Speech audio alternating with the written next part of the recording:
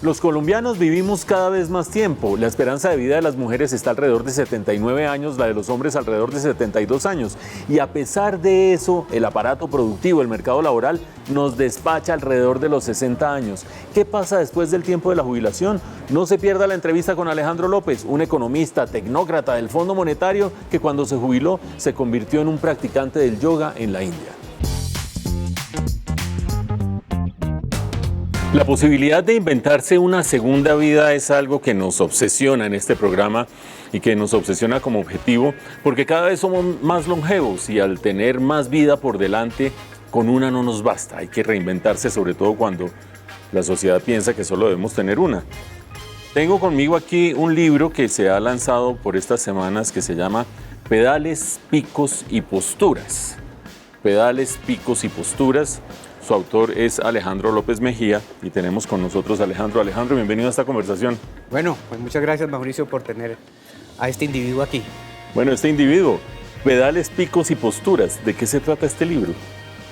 Pues este libro es un libro de viajes, que empezó, nunca pensó que iba a ser un libro, y es básicamente, tiene tres partes. Una parte en la que viajo con un amigo mío, Iván Domínguez, que se decidió darse un premio para jubilarse y dijo, váyase conmigo a darle la vuelta a Europa.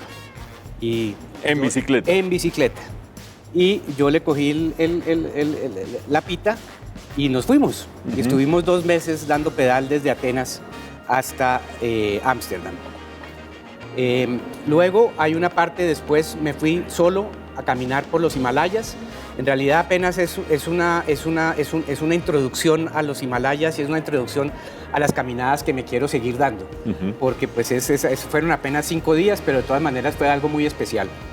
Y luego fui a un instituto de estudios del yoga que se llama Yoganga y estuve 3 semanas haciendo yoga allá.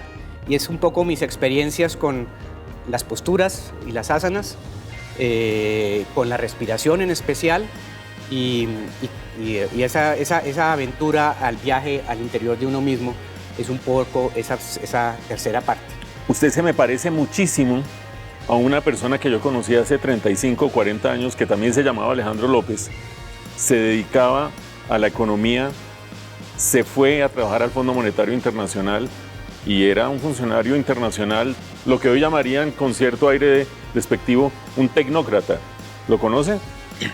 Sí, lo conozco. Yo creo que ese tecnócrata siempre tuvo un poco escondido esta parte y a veces la sacaba y a veces no la sacaba.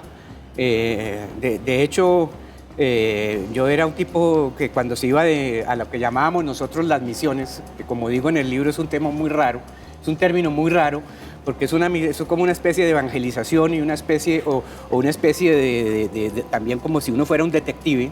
Que a mí me parece un poquito chistoso ese término de las misiones que decimos los burócratas. Es un espía encubierto como misionero. Algo así. Económico. Algo así. Pero yo cuando salía de pijama y me acuerdo que los compañeros del fondo abrían los ojos y decían, pero este berraco, ¿cómo es que se sale en pijama? Pero yo salía en pijama porque yo siempre he sido desgualetado y eso. Entonces, y siempre tuve como ese tecnócrata, a pesar de que yo trataba por hacer esfuerzos de olvidarme de la parte bohemia y de la parte espiritual a veces, porque a veces uno se tensionaba y estaba presionado por las diferentes cosas, porque tenía que llevar un documento al directorio del fondo o simplemente porque no me estaba gozando el trabajo, porque hubo muchos tiempos que no me gocé el trabajo. Hubo momentos que sí me comí el cuento, pero muchos en que no. Entonces, ¿cómo se parece? Yo diría que es más o menos la misma persona. Es más o menos la misma persona, simplemente que he dejado aflorar una parte que siempre quise que aflorara más y ahora, ya de jubilado, pues la estoy dejando aflorar. ¿Qué significa meterse en algo tan disciplinado, que exige tanta disciplina, como un doctorado en Inglaterra y después la burocracia internacional para el Banco de la República? El Banco de la República, que es otra tecnocracia fuerte, dura, disciplinada, exigente. ¿Qué significa tener ese espíritu un poco incómodo en una especie de camisa de fuerza, si se quiere llamar así, o por lo menos en una casilla relativamente limitada, con tanta disciplina y tanta dedicación de tiempo, cuando el espíritu jala para otros lados, no necesariamente negando ese, pero sí para otros lados. Hombre, yo no sé exactamente qué significa. ¿Cómo se vive? No, pues es duro a ratos, es duro a ratos, pero el problema, pues yo no venía de una familia de plata y me había embarcado con 3 hijos. Y uno cuando tiene 3 hijos, pues tiene que seguir adelante y tiene que seguir para sacarlos adelante y meterles la educación y todo. Entonces pues yo soy Capricornio, entonces tal vez por eso no me quedó tan difícil simplemente agachar la cabeza y darle y no tratar de mirar todo el horizonte que le da a uno la vida, sino, carajo, tenemos que sacar adelante mi familia, tenemos que sacar adelante a los hijos, la educación y todo eso. ¿Usted cuántos años tiene en este momento, Alejandro? 61 años. ¿Y en qué momento hizo el quiebre? Es decir, ¿en qué momento dejó atrás la carrera del economista tecnócrata internacional y empezó a montar en bicicleta, a cultivar el cuerpo, a meterse en yoga? Hay unas imágenes en este libro y otras que usted me ha mandado. O sea, usted parece de libro, literalmente, con unas posiciones y boca arriba y boca abajo. ¿Cuándo empezó a hacer esa transformación en la edad y por qué? Yo creo, tal vez, hay diferentes etapas y diferentes quiebres. Tal vez el quiebre más claro, aunque yo creo que todo ha sido una transición y como lo decía yo siempre, a mí siempre me gustaron. Yo no fui católico, nunca fui católico, no me crearon como católico, pero sí tenía como unas inquietudes espirituales. Y sin quererlo, esas inquietudes espirituales digamos, empezaron a aflorar un poco más gracias a un dolor de espalda que me dejó quieto en la cama. Y mi esposa me dijo, yo le dije, yo quiero comprar un colchón. Y dije, no compre colchón, haga yoga. Y entonces ese yoga empezó como simplemente un ejercicio para el dolor de espalda, pero poco a poco se fue volviendo más una manera de entenderme mejor y de darme cuenta que había mucha más vida que simplemente los sufrimientos cotidianos en la oficina. Y entonces empecé a ir a congresos de yoga, incluso traté de entrenarme como profesor de yoga, pero en una escuela que se llama la Escuela Iyengar, que usted tiene que entrenarse por 3 años, tiene que entender mucho de la filosofía del yoga, tiene que saber un poquito de sánscrito. Pero después yo decidí no hacer eso, porque nunca quise ser profesor. Yo vengo de una familia académica, pero yo siempre sufrí presentándome enfrente de unas cámaras, presentándome enfrente de unos profesores. Siempre me pareció supremamente horrible porque temblaba del susto. Incluso yo creo que por ese susto de hablar en parte no me fue tan bien como me habría podido ir en la burocracia. Hacia el 2016 yo dejé de ser, digamos, un macroeconomista tradicional y me fui a una parte del Fondo Monetario donde trabajaba con reguladores, en el 2016 no, en el 2013, con reguladores y supervisores financieros que habían trabajado muy de cerca todos los problemas de Basilea I, Basilea II, Basilea III, y entonces dice que me volví regulador, pero yo no tenía nada ni idea de regulador y me fui como por el lado, y era macroeconomista y me tocó aprender un poco de eso, pero lo que hacía era básicamente editarles un poquito lo que ellos hacían para que la gente entendiera de qué se trataba la cosa. Y me di cuenta que ya como que estaba llegando, me había como estancado en la carrera profesional, sabía que no podía seguir ascendiendo, sentía que había mucha gente joven con muchos deseos de ascender en la burocracia. Yo hubiera podido seguir trabajando en el Fondo Monetario Internacional como hasta el 2030 sin problema, o hasta el 2028, pero yo dije, no maestro, yo aquí ya me estanqué, claramente no estoy gozando lo que estoy haciendo, claramente logré construir una pensión que me va a dar para vivir bien hasta el final. Y además, no quiero pues que como frustrar a tanta gente joven que viene adelante con ganas de ascender. Cuando logró finalmente pensionarse, ¿hubo alguna aire, amenaza, riesgo de depresión, de aburrimiento, de ahora qué hago con mi vida? Cero. ¿Y qué pasó entonces, en cambio? La pandemia.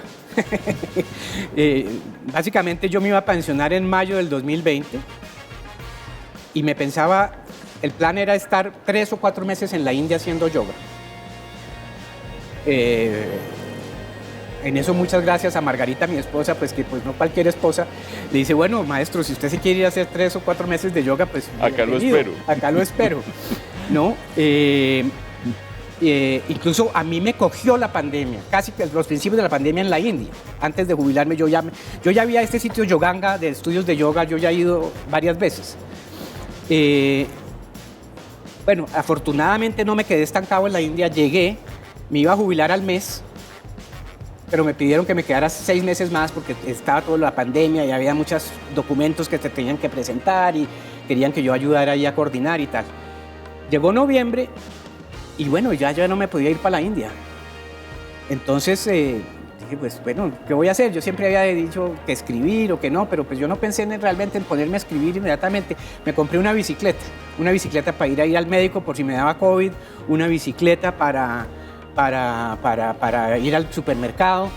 Y bueno, la compré y empecé a hacer las vueltas y dije, no, pues esta vueltica está muy chiquita, hagamos una más larga.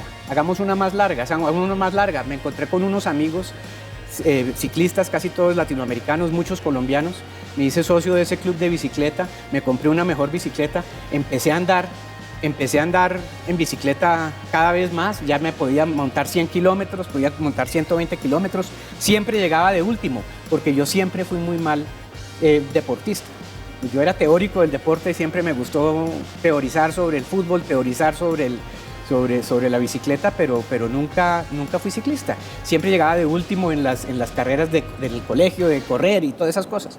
Pero bueno, me dije, no, carajo, esta vaina es. Y de pronto llega Iván y me dice, Alejo, ¿por qué no hacemos esta vaina para que yo me quiero dar el premio de la jubilación, que por qué no me acompaña?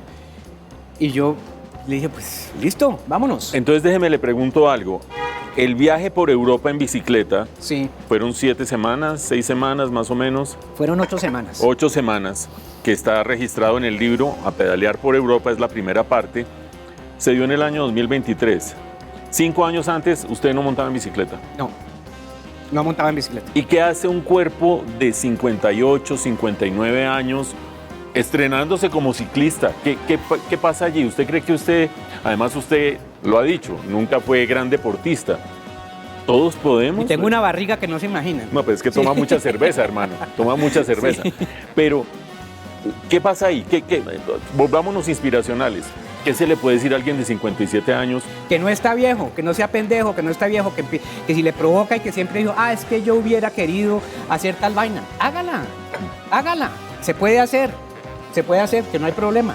Bueno, y cuando uno ve las fotos suyas haciendo asanas, dice, claro, es que ese cuerpo que ya lo tiene súper elástico, etcétera, se presta para cualquier cosa. ¿Hay algo de eso? ¿O cómo se vincula la práctica del yoga con de repente decir, quiero ser ciclista, quiero recorrer, quiero subir al Himalaya, etcétera, etcétera? No, yo no creo que tenga, yo no sé.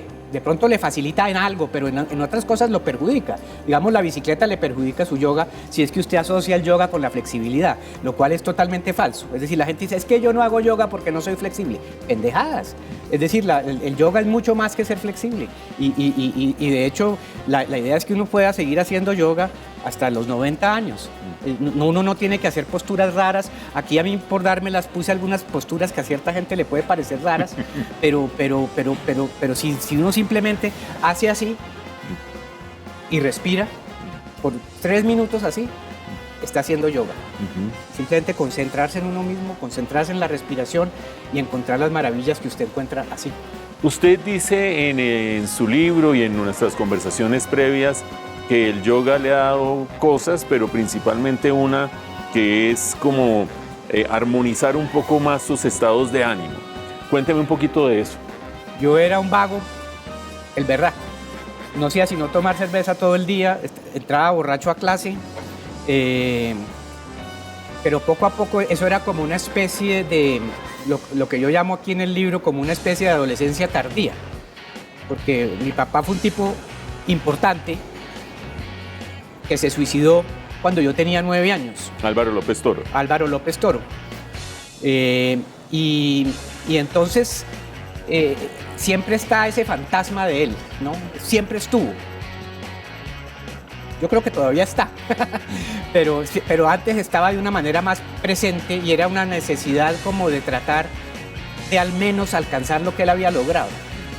Y esa primera reacción fue ser un borracho. Y luego, entonces, era tratar de ser un buen economista. Y todo eso lo ponía usted en unos picos, a veces de depresión, porque sabía porque usted no se daba cuenta que usted era otra persona y no tenía por qué seguir los pasos de él. Y en otras veces eran unos picos así súper altos que porque le había... Pues porque sí, porque la vida eran picos y valles. El yoga me ha ayudado a estabilizar eso, a no tener que subir al Himalaya y luego bajar a la depresión momposina todos los días, ¿no? Entonces es básicamente estar en una sabana y eso me ha hecho la vida mucho más fácil y eso se lo debo al yoga. Los amigos que dejamos de verlo durante mucho tiempo y nos encontramos con este libro y con las posturas y el yogi, relatos de un yogi en bicicleta, algunos dicen, ¿sí vio que Alejandro López se volvió místico? ¿Usted se volvió místico? No, yo no me volví místico, ojalá. ¿Qué No. se volvió? ¿Qué No. se ha vuelto? ¿Cómo se ha transformado? ¿Cómo se calificaría su transformación? No, y me sigo transformando. Yo espero que no ser que mañana sea una persona diferente a la que soy ahora. Me sigo transformando, pero ¿qué soy? Soy una persona que lucha contra ser materialista. No me gusta acumular cosas. Salgo de los libros, apenas los tengo porque no quiero tener libros y no quiero tener adornos por mi casa a más no poder. Sufro cuando voy a un restaurante a gastar plata sabiendo que ese restaurante es el salario mínimo. Sufro, entonces trato de ser modesto, no siempre lo logro. Y soy una persona más espiritual de lo que yo era. Uno de los pocos recuerdos que tengo de mi papá es escondiéndomele para no tener que acompañarlo a misa. Me casé por lo civil, en una época en la que todo el mundo se casaba por lo católico, porque me parecía un irrespeto ir a casarme por lo católico si yo no creía en ellos. Pero ahora soy una persona que me siento más espiritual, que siento que somos más que este cuerpo, que tenemos un espíritu, y la práctica del yoga me hace darme más cuenta eso cada vez que lo practico, y que lo practico en serio. No siempre me doy cuenta de eso, por eso me gusta ir a la India también, porque allá con los profesores y en ese ambiente uno se inmerse más en ese mundo espiritual. Si usted me dice yo cómo veo a Dios, por ejemplo, yo diría no sé, es una cosa rara, pero pues yo creo que tenemos un pedacito de Dios nosotros en nosotros acá, ese es el espíritu, y yo creo que cuando nos muramos, no estoy seguro, creo que cuando nos muramos ese pedacito de espíritu se va a unir a un espíritu universal, y ya, eso es lo que es para mí Dios, y para mí Dios no es Jesucristo, para mí Dios no es... a mí Jesucristo, pues sí, fue una persona muy especial, todo lo que usted quiera, pero tampoco creo que el Buda lo sea, ni tampoco Krishna, pero creo que todos ellos tienen muchas enseñanzas para nosotros. Con estas reflexiones y estas convicciones, ¿usted le teme a la muerte? No. ¿Qué va a pasar con usted en la muerte? No tengo ni idea, pero no le temo a la muerte. ¿No? Cuando llegue, ojalá que hayamos podido disfrutar esta vida lo más que pudimos, y ver a ver qué pasa después. No sé, no le tengo miedo. Usted ya pasó una cota que para mucha gente es un punto de quiebre en la vida, los 60 años. Sí. ¿Qué es para usted la edad y el paso del tiempo? ¿Qué ha sido en su vida el paso del tiempo? Tener hijos, verlos crecer, ver que se le vayan a uno de la casa, eso es una definición fácil allí que le doy. En mí, no. Tal vez empecé la vida profesional de manera muy ambiciosa. Quería ser una persona importante. Cuando era joven, ya eso me tiene absolutamente sin cuidado. Con el paso del tiempo, ¿qué cosas ha perdido? ¿Echa de menos de destrezas, circunstancias? Nada. No he hecho de menos absolutamente nada, pero tampoco es que desprecie todo lo que... tampoco desprecio nada. Todo lo que pasó me parece bien, pero tampoco me hace falta nada. Quizás a veces, lo único que a veces me da remordimiento de las cosas que hice es no haber sido mejor estudiante en la universidad. Eso es lo único de lo que me da remordimiento. ¿Por qué? Porque creo que de pronto me hubiera gustado más la universidad. Yo a la universidad no le guardo cariño. Y yo creo que en parte no le guardo cariño por haber sido tan vago. ¿Por haber entrado borracho a clase? De pronto. Y por más de que en ese momento me lo estaba gozando. Pero lo curioso al mismo tiempo es que si no hubiera sido así borrachín, no hubiera tenido los amigos que me hice y que siguen siendo mis mejores amigos, ¿no? Entonces, gracias a esa actitud un poco irresponsable, hice unos amigos que quiero muchísimo y que los tengo para toda la vida. Si uno dijera que la plenitud en la vida va de 1 a 10, hoy en día su plenitud va ¿por qué número? Cada día... Por 10, pero como la vida no tiene límites, espero que siga hasta el infinito. Hasta el infinito. Sí. Y cuando usted se reúne con sus amigos del colegio, de la universidad, ¿los encuentra viviendo al 10 de plenitud, al 100 de plenitud o los encuentra en otra condición? No juzgo ni sé ni me doy cuenta. Pasamos bueno y yo creo que todos tienen sus frustraciones y sus líos cotidianos, como todo el mundo, y como los tengo yo también. Aunque la verdad, sí, yo casi no me preocupo por nada. Ya, sí. Hablábamos de las cosas que se pudieron ir perdiendo y ninguna en realidad nos echa de menos ninguna cosa del pasado. ¿Qué cosas se fueron ganando? ¿Qué cosas, sobre todo en los últimos años, que ha florecido un animal distinto al que conocíamos en Alejandro López, qué cosas se han ido ganando? Hombre, yo creo precisamente la persona que me hizo el prólogo de este libro se llama Pompilio Iriarte, que yo no sé si usted sabe, fue mi profesor de literatura en el colegio, y él es el que él es un decimero en Cambio. Y a partir de este libro yo volví a estar en contacto con él. Y una de las cosas que me decía, en la que me identifico totalmente, es, hombre, cuando uno es viejo, lo bueno es que se da cuenta que uno era un pendejo de joven, porque creía que todo era importante. Que todo era importante. Es que esto es trascendental, esto es gravísimo, esto es muy preocupante. Uno ya de viejo dice, un poco, la vida sigue adelante y ya, las cosas cambian y mañana va a ser diferente y lo que uno pensó que era tan importante en realidad no lo era. O sea que si usted le escribiera hoy un WhatsApp a Alejandro López de 30, se lo va a poner más fácil. Al que está aburrido en una clase de inferencia estadística en la Universidad de los Andes, medio hincho, ¿usted qué le diría a Alejandro López? No, pues yo le diría, medite, trate de hacer yoga, trate de encontrarse a sí mismo, trate de entender que realmente no vale la pena la tomada de trago y trate de entender si realmente está en la carrera que quiere o no. Y si no quiere estudiar la estadística y más bien se quiere dedicar a ser escritor, entonces dedíquese a ser escritor y no pase por ser eso. Pero para eso no es fácil. Y de pronto simplemente vaya al psiquiatra. Yo fui al psiquiatra y el psiquiatra me ayudó. En mis épocas, así cuando ya me di cuenta miércoles, me voy a graduar y estoy borracho, pues vaya al psiquiatra, de pronto el psiquiatra le ayuda.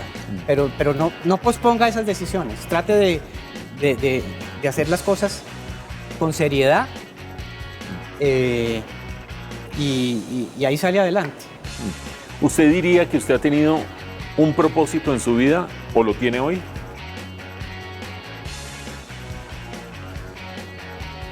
No, yo creo que a ver, hoy, digamos, por decirlo de alguna manera, mi propósito es pasarla bueno. Y una parte importante de pasarla bueno es tratar de entenderme mejor a mí mismo cada día, tratar de tener una comunión con un espíritu superior cada vez mayor. Ese sería el propósito mío actual. Ese no fue un propósito mío de joven. Como le digo, yo creo que mi propósito era sacar la familia. Una vez que me casé y tuve hijos, que los tuve desde muy joven, era sacar estos berracos adelante. Una vez que ellos se fueron, entonces esto salió. Sí, esto salió. Que yo a veces digo que yo me prostituí a la economía y no hice lo que realmente yo hubiera querido ser, que era de pronto haber sido escritor. Pero qué cosa tan jodida. Al mismo tiempo, yo de alguna manera le doy gracias de haberme metido en la economía, porque si no, pues hubiera sido más difícil la vida. Hubiera sido mucho más difícil la vida en términos económicos para mí y para mi familia. Posiblemente nunca, este libro, pues si acaso va a vender 3 ejemplares y ya. Y yo creo que eso le pasa a muchísimos escritores que se meten a ser escritores y después les toca empezar a trabajar en cosas que tampoco les gustaron. A mí en la economía hubo ratos que sí me gustaron. Y además le di oportunidad a todos mis hijos. Y ahora ya, habiéndome jubilado joven, porque yo me considero joven, incluso mis hijos se burlan porque dicen que no me ven las canas, que yo no me veo las canas. Entonces... ¿Qué es la juventud? ¿Por qué se considera joven? Porque me siento amigo de la gente joven, porque converso con los hijos de mis amigos, de mis hijos, de los hijos de mis amigos, me siento como si fuera la edad de ellos. De pronto he vivido un poquito más que ellos, pero me siento de la edad de ellos. Y ahora, pues ya jubilado y todo, pues ya tengo la oportunidad de hacer otras cosas, como estas aventuras, y si tengo disciplina, de pronto escribir otros libros. Pedales, picos y posturas es el libro de Alejandro López, que es una crónica de un diario de viaje por Europa en bicicleta, después subir hacia el Himalaya y después hacer yoga en uno de estos centros importantísimos de yoga en la India. Pero también es una biografía, la autobiografía de alguien que se está inventando permanentemente y reinventando, y se ha reinventado una segunda vida. Gracias, Alejandro, por esta conversación. No, señor, a usted. Gracias.